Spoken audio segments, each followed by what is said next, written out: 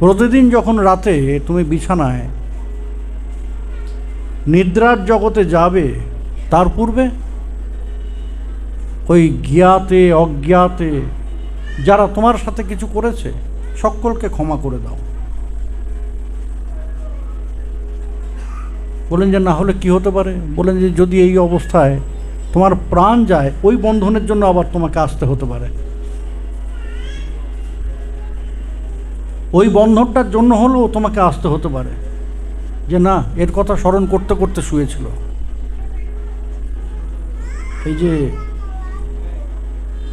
জড়ভরতের যে উপাখ্যান, জানেন না এটা? জড়ভরত রাজা ছিল, হরিসাধনের জন্য সব ছেড়ে দিয়ে, রাজ্য পাট পরিবার সব ছেড়ে দিয়ে বনের মাঝে চলে এলো। কেন? না, সমস্ত বন্ধনকে অস্বীকার করে আমি শুধু শ্রীহরির হব, আমি আমার প্রভুর হব।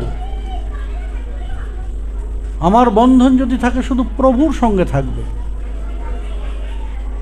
কিন্তু সেখানে এক হরিণ শাবকের মায়া পড়ে গেলেন, হরিণ শাবকের মায়াতে পড়ে গেলেন। এখন যখন পরমায়ু শেষ হচ্ছে,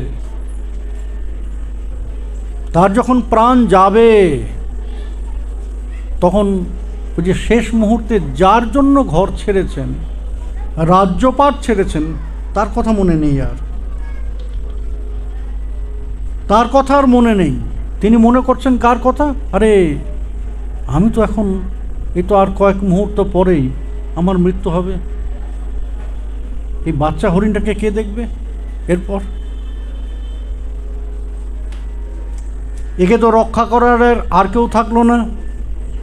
এই বনের মাঝে বড় বড় পশুরা একে মেরে ফেলবে। এই ভাবতে ভাবতে প্রাণ গেল। বন্ধন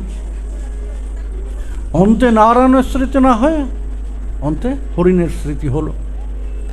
তাতে কি হলো? না, আবার আসতে হলো তাকে। ওই যার স্মরণ করতে করতে গিয়েছেন, সেই জনিতেই জন্ম হলো, হরিণ হয়ে জন্মালেন। অর্থাৎ যে কোনোভাবে বন্ধনের সৃষ্টি হলে আমাদের পিছনে এইভাবে টান থাকে।